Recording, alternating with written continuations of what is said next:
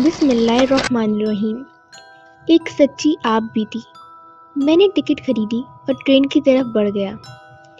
بھانت بھانت کے لوگوں کی بھانت بھانت بولیاں پلیٹ فارم پہ گونج رہی تھیں۔ میں سب کو نظر انداز کرتا ٹرین میں گھس گیا۔ کچھ دیر بعد میں اپنی سیٹ پر جا چکا تھا۔ میرے سامنے والی سیٹ پر باپردہ 3 خواتین بیٹھی تھیں اور میری سیٹ پر 2 لڑکے بیٹھے تھے۔ ان کو آپس میں بولتا دیکھ کر میں سمجھ گیا تھا کہ یہ ایک ہی فیملی کے لوگ ہیں۔ مجھے شیشے والی سائڈ پہ سیٹ مل گئی تھی۔ میں نے کھڑکی سے باہر دیکھنا شروع کر دیا تھا اور سوچنے لگا کہ اسٹیشن بھی عجیب جگہ ہے، کتنوں کو ملاتا ہے اور کتنوں کے بچھڑنے کی یادیں یہ سمیٹ کر کھڑا ہے۔ اتنے میں ایک ہلکے سے جھٹکے سے ٹرین چل پڑی۔ میں نے گہری سانس لی اور جیب سے موبائل فون نکال کر اس میں مصروف ہو گیا۔ مجھے سفر کرتے 7 گھنٹے سے اوپر ہو گئے تھے۔ راستے میں کچھ اسٹیشنز پر ٹرین رکی تھی اور اب فراٹے بھرتی چلی جا رہی تھی۔ کچھ دیر پہلے ہی مجھے بتا دیا گیا تھا کہ میری منزل قریب ہے۔ میں نے موبائل پر ٹائم دیکھا، رات کے 2 بجے تھے۔ اگلا اسٹیشن میری منزل تھی۔ مجھے بتا دیا گیا تھا کہ 20 منٹ تک ٹرین نے مطلوبہ اسٹیشن پر پہنچ جانا ہے۔ میں سیدھا ہو کر بیٹھ گیا۔ کچھ دیر تک ٹرین میرے مطلوبہ اسٹیشن پر جا رک گئی تھی۔ میں اٹھا اور ٹرین سے باہر نکل آیا۔ پلیٹ فارم پر اتر کر ادھر ادھر دیکھا، مگر میرے میزبان جن کے بلانے پہ میں یہاں اس وقت آیا تھا وہ مجھے کہیں نہیں نظر آ رہے تھے۔ میں آگے گیا اور دیکھا کچھ مسافر بھی اترے تھے اور ایک چھوٹا سا اسٹیشن تھا۔ سامنے ایک ٹی اسٹال تھا۔ میں نے ٹی اسٹال کی طرف بڑھ گیا اور ایک آدمی تھا، لمبا تگڑا آدمی۔ وہ ٹی اسٹال کا مالک تھا۔ میں ٹی اسٹال کے اندر بیٹھا۔ مجھے اپنی طرف آتا دیکھ کر وہ اپنی جگہ سے کھڑا ہو گیا۔ میں نے اس کے پاس پہنچا اور اسے سلام کیا، اسے 1 کپ چائے بنانے کو کہا اور ساتھ ہی بسکٹ بھی مانگے۔ وہ اسی وقت کیتلی کے نیچے آگ جلانے لگ گیا۔ میرے پاس پڑے بینچ پر بیٹھ گیا۔ ٹرین سے کوئی 10-12 مسافر ہی اترے تھے جو جلدی جلدی اسٹیشن سے باہر جا رہے تھے۔ ٹرین نے وصل دی اور چل پڑی، جس کی وجہ سے کچھ دیر تو پلیٹ فارم پر ٹرین کے چلنے سے شور چلتا رہا۔ پھر آہستہ آہستہ جیسے ٹرین دور ہوتی گئی، خاموشی چھاتی رہی۔ بینچ پر میں بیٹھا ہوا تھا، ٹرین کو دیکھے جا رہا تھا۔ ٹرین کی آواز اور ٹرین نظر آنا بند ہو گئی تھی۔ میں نے ادھر ادھر کا جائزہ لیا۔ کچھ دور اسٹیشن اور پلیٹ فارم کے راستے پر ایک بڑی سی زرد رنگ کی لائٹ فضا کو روشن کرنے کی ناکام کوشش میں جل رہی تھی۔ میرے کانوں میں اسٹوو کی چلنے کی آواز آ رہی تھی۔ ساتھ میں فضا میں پھیلی چائے بننے کی مہک بتا رہی تھی کہ چائے مزیدار ہونے والی ہے۔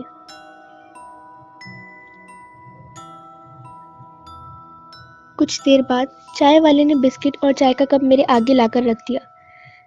چائے میرے اندازے سے کہیں زیادہ مزیدار تھی۔ خیر، چائے سے فارغ ہو کر میں نے چائے والے کے پاس جا کھڑا ہوا اور اس سے کچھ دیر بات چیت کی اور دوبارہ بینچ پر آ بیٹھا۔ اسی اثناء میں اسٹیشن کی چھوٹی سی عمارت سے 2 بندے نکلے، جن کے پیچھے کا منظر دیکھ کر میں چونک اٹھا اور میری زبان پر تیسرے کلمے کا ورد جاری ہو گیا۔ پلیٹ فارم کی سیڑھیاں چڑھ کر پلیٹ فارم پر آ کر ان دونوں نے ادھر ادھر دیکھا۔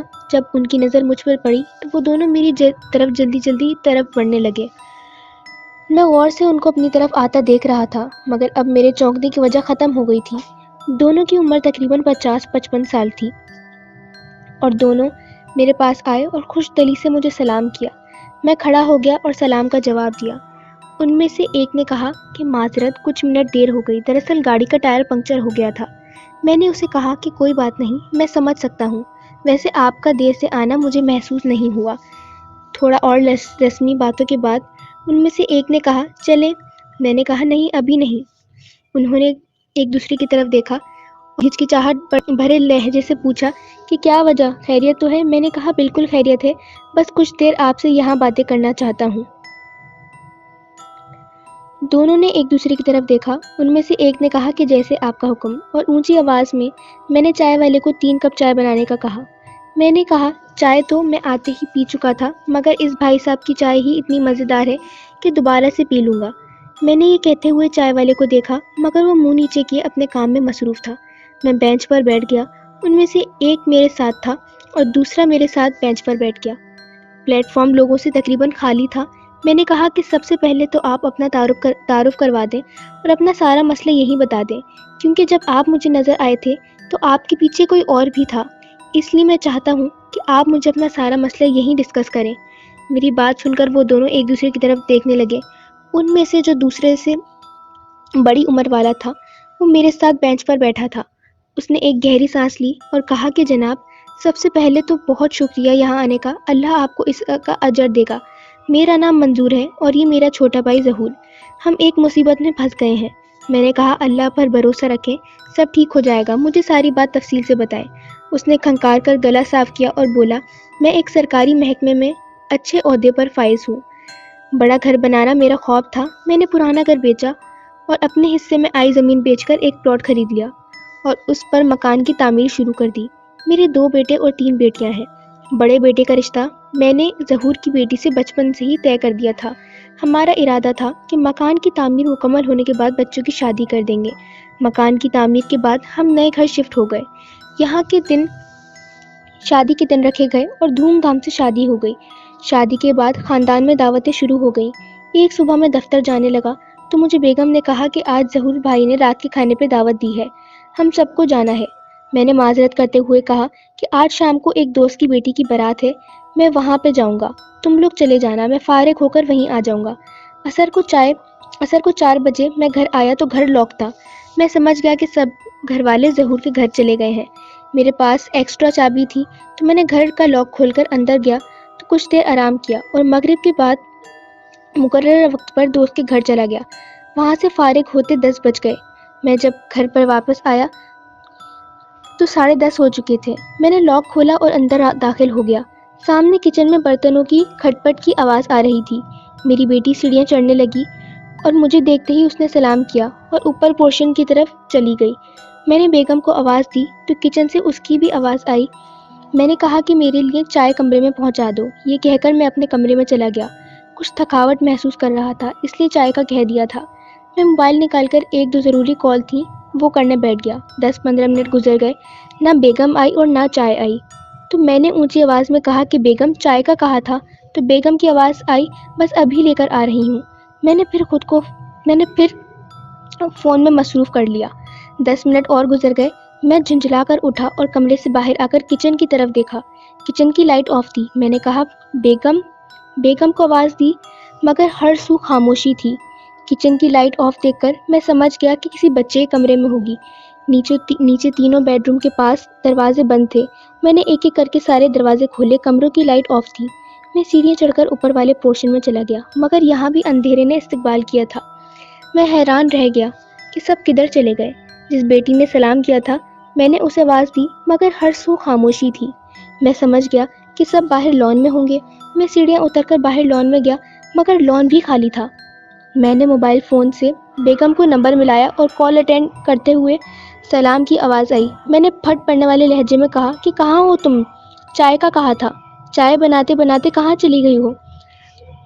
بیگم نے حیرانی بھری آواز سے کہا، آپ کو صبح بتایا تو تھا کہ آج ظہور بھائی کے ہاں ڈنر ہے اور آپ نے بھی ادھر ہی تو آنا تھا۔ اس کی بات سن کر میں غصے سے کہا کہ یہ کیا بیہودہ مذاق ہے، ابھی اکثر نے مجھے سلام کیا ہے اور تمہاری کچن میں میرے سے بات ہوئی ہے۔ آگے سے میری بیگم نے حیرانی سے کہا کہ آپ کی خیر تو ہے۔ دوپہر کے بعد فوراً سے ہم ظہور بھائی کے گھر آ گئے تھے۔ میں نے حیرانی سے اس کی بات سنی اور کہا کہ ابھی تو تم یہاں تھی اور اکثر بھی یہاں تھی۔ میری بیگم نے کہا آپ رکیں، ہم ابھی آتے ہیں، اور کال کاٹ دی۔ یہ سب کیا تھا مجھے یقین نہیں آ رہا تھا۔ میں نے جاگتی آنکھوں سے اپنی بیٹی کو دیکھا تھا، میں نے بیگم کو کچن سے بولتے سنا تھا۔ میرا دل کیا کہ اندر ہال میں جا کر دوبارہ دیکھوں مگر ہمت نہ ہو رہی تھی۔ مجھے عجیب سے خوف کا احساس ہوا۔ میں لان میں پڑی کرسی پر بیٹھ گیا۔ تھوڑی دیر تک میری بیوی بچے سب آ گئے، ان کے ہمراہ میرا یہ بھائی ظہور بھی تھا۔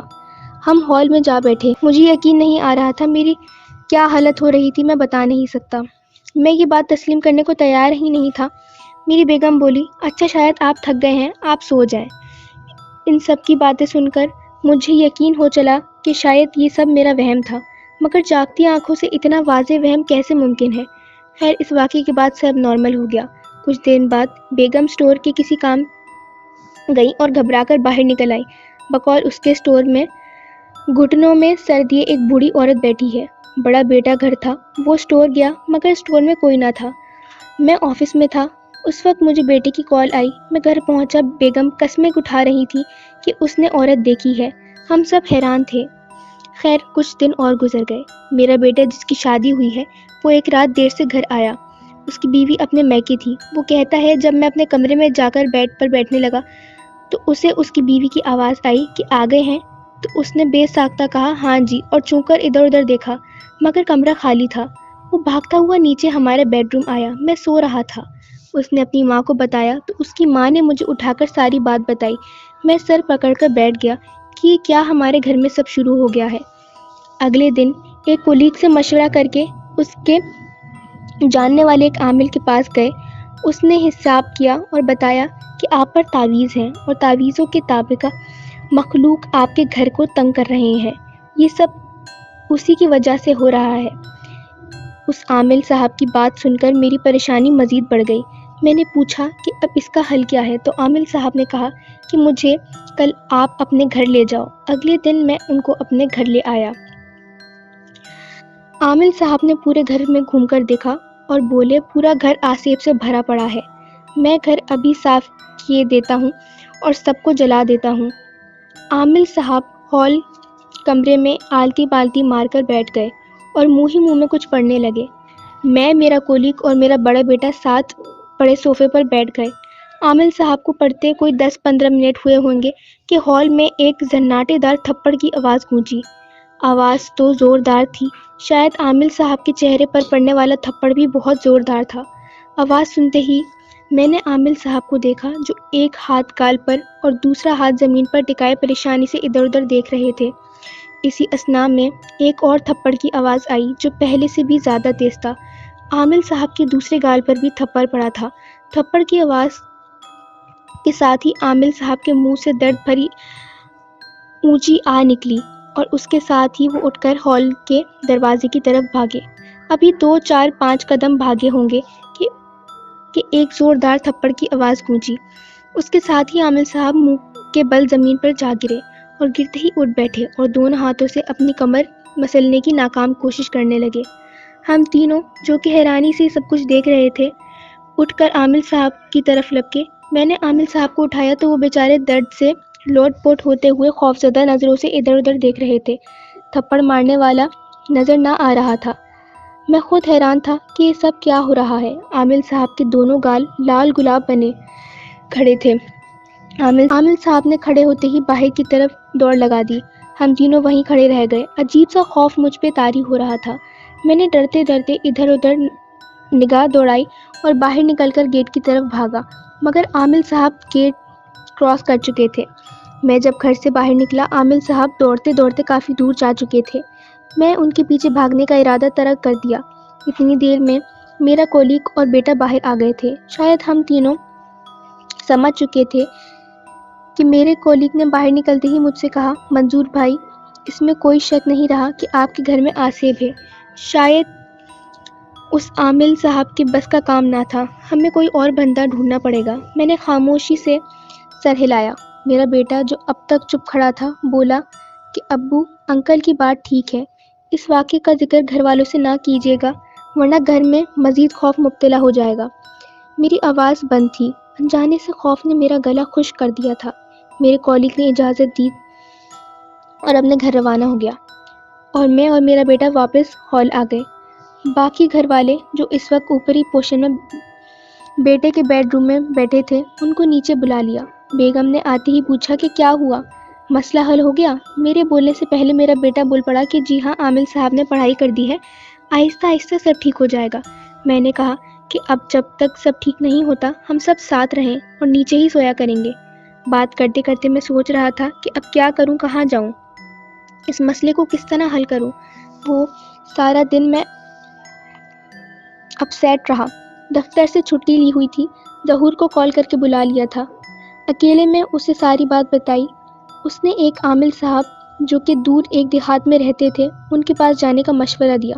شام کو ہم دونوں بھائی اس عامل صاحب کے پاس چلے گئے. ان کو سارا مسئلہ بتایا. انہوں نے آنکھیں بند کر لی اور کچھ پڑھنا شروع کر دیا. تھوڑی دیر بعد آنکھیں کھول کر بولے کہ تمہارا گھر تعویذوں سے بدروحیں بھیجی گئی ہیں جنہوں نے ایک ایک کر کے تم سب کو مار ڈالنا ہے.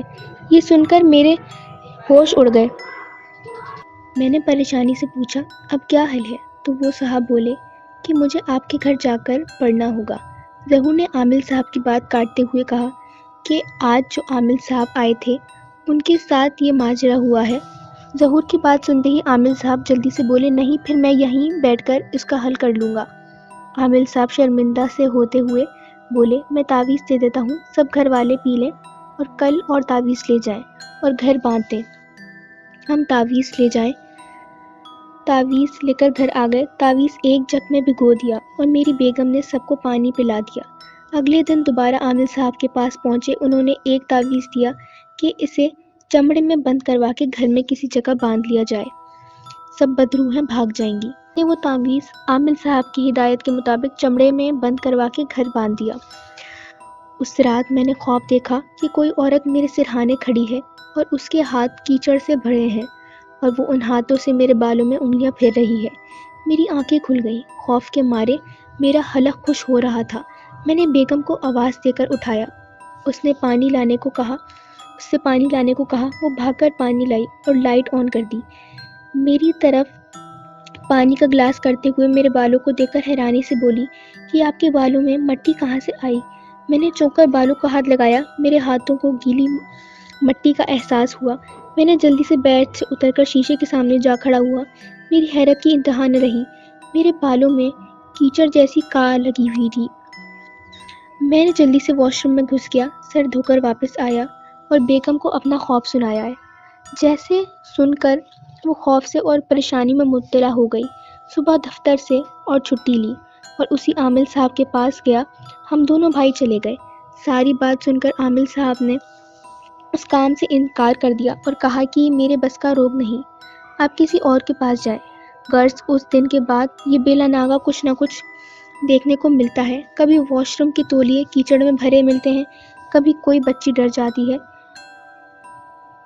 جس کسی عامل کو سنتے ہیں وہاں بھاگ پڑتے ہیں۔ کوئی تعویذ جادو کہتا ہے، کوئی کہتا ہے کہ پلاٹ پہ بھوتوں جنوں کی رہائش تھی، آپ نے اس پر مکان بنا دیا، اب مکان چھوڑو تو ہی جان چھڑے گی۔ مگر مسئلہ جوں کا توں ہی ہے۔ مجھے روز بروز کمزوری کا احساس ہوتا جا رہا ہے۔ کچھ دن سے بیگم بہت بیمار ہو گئی ہے، سب ٹیسٹ کلیئر ہیں، مگر اس کی ٹانگوں اور کمر کا درد ختم ہونے کا نام ہی نہیں لے رہا۔ ہم نے یہ سب واقعات ہر کسی سے چھپا رکھے ہیں۔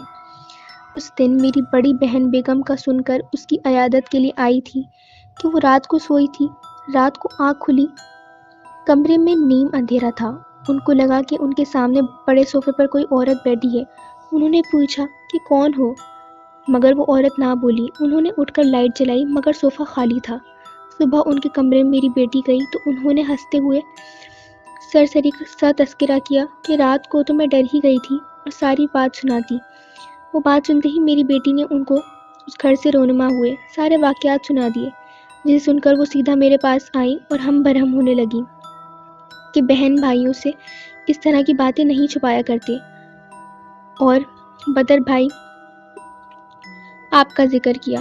میں نے اسی وقت بہنوئی صاحب کو کال کر کے آپ کا نمبر لیا اور آپ سے بات کی اور اب آپ یہاں ہیں۔ یہ ایک مختصر حال ہے۔ یہ کہہ کر منظور صاحب خاموش ہو گئے۔ میں جو چائے پیتے بات توجہ سے سن رہا تھا، چائے کا آخری گھونٹ بھرا اور خالی کپ بینچ کے اوپر رکھ کر کھڑا ہو گیا اور بولا چلیں اب چلتے ہیں۔ ظہور بھائی چائے کا بل دینے کے لیے اسٹال کی طرف بڑھے مگر اسٹال والا اسٹال میں موجود نہ تھا۔ وہ بولے اب بل کہاں سے دوں، یہیں پہ پیسے رکھ دیتا ہوں۔ میں نے کہا کل جب جانے لگوں گا تب آپ نے چھوڑنے آنا ہے تو کل دے دیجیے گا، اب چلیں دیر نہ کریں۔ اگلے دن شام کے وقت میں ظہور اور منظور صاحب کے ساتھ ٹرین کے انتظار میں کھڑا تھا۔ منظور صاحب بہت خوش تھے، ان کے گھر سے وہ نحوست ختم ہو گئی تھی۔ جاتے جاتے اس جنی نے کرسی مجھ پر پھینکنے کی کوشش بھی کی تھی جو کہ ناکام رہی تھی۔ آپ کے ذہن میں پیدا شدہ سوال کا جواب دے دیتی ہوں۔ منظور صاحب پہ نہ کوئی جادو تھا، نہ تعویذ تھے اور نہ ہی وہ پلاٹ آسیبی تھا جہاں انہوں نے گھر بنایا تھا۔ اس شام جس شادی پر منظور صاحب گئے تھے وہاں بارات کا انتظام ایک اسکول میں کیا گیا تھا۔ دوست کی بیٹی کی شادی سمجھتے ہوئے منظور صاحب انتظامیہ میں شامل ہو گئے۔ وہ کھانا جو باراتیوں کے لیے پلیٹوں میں بچ گیا تھا، منظور صاحب نے اس اسکول کے ایک ویران جگہ پر پھینکوا دیا تھا، اور وہ جگہ آسیبی تھی۔ جس وقت منظور صاحب وہ کھانا وہاں پھینکوانے گئے، وہاں پر ایک جنی کو وہ پسند آ گئے اور وہ ان کے جسم کی خوشبو پہ فدا ہو گئی، اور جب وہ واپس لوٹے تو وہ بھی ساتھ ہی آئی۔ اس کے بعد آہستہ آہستہ اس نے اپنی موجودگی کا احساس دلانا شروع کر دیا۔ اللہ پاک کا خاص کرم ہوا تھا مجھ پر، اور اس بار بھی کامیاب ہوا۔ جو میں سمجھ رہا تھا وہ مسئلہ نہ تھا، یہ معاملہ بہت خطرناک اور گمبھیر تھا۔ مجھے دوران سفر بھی آگاہ کیا گیا تھا کہ یہ مسئلہ بڑی احتیاط سے سلجھانے والا ہے، اور جب یہ دونوں بھائی اسٹیشن کے اندر داخل ہو رہے تھے تو ان کے پیچھے کسی غیر مرئی مخلوق کی جھلک میں نے پا لی تھی۔ ٹرین آ چکی تھی۔ ظہور اور منظور صاحب دونوں بڑی گرم خوشی میں مجھ سے ملے، اور میں اپنی سیٹ پر جو کہ شیشے والی سائڈ پہ ہی تھی میں آ کر بیٹھ گیا تھا۔ کھڑکی کے باہر میرے پاس یہ دونوں بھائی محبت بھری نگاہوں سے مجھے دیکھ رہے تھے۔ ٹرین نے وصل دی۔ میں نے کہا رات والی چائے میری طرف سے تھی۔ ظہور صاحب بولے نہیں جناب، میں ابھی اسے جا کر بل ادا کرتا ہوں۔ میں نے کہا کہ جناب اگر آپ کو چائے کا اسٹال یا چائے والا نظر آئے تو لازمی بل ادا کر دیجیے گا۔ دونوں بھائی نے اسٹال کی سمت دیکھا۔ اسٹال وہاں ہوتا تو ان کو نظر آتا۔ وہ تو خدا کا شکر ہے کہ میرے پیار کرنے والوں نے اپنا ایک ساتھی چائے کا اسٹال سمیت وہاں پر کھڑا کر دیا تھا، جس کی موجودگی کی وجہ سے وہ افریت آگے نہ آئی، اور منظور صاحب کے گھر بھی اسی اسٹال والے نے اسے قابو کر رکھا تھا، اور مجھے مکمل پڑھنے اور حصار کرنے کا موقع مل گیا تھا۔ ہلکے سے جھٹکے کے بعد ٹرین چل پڑی تھی۔ دونوں بھائی حیرانی سے ہاتھ ہلاتے پیچھے رہ گئے تھے۔ اگر آپ لوگوں کو آج کی کہانی پسند آئی ہو تو مجھے کامنٹ سیکشن میں ضرور بتائیے گا۔ ملتے ہیں اگلی کہانی میں۔ اللہ حافظ۔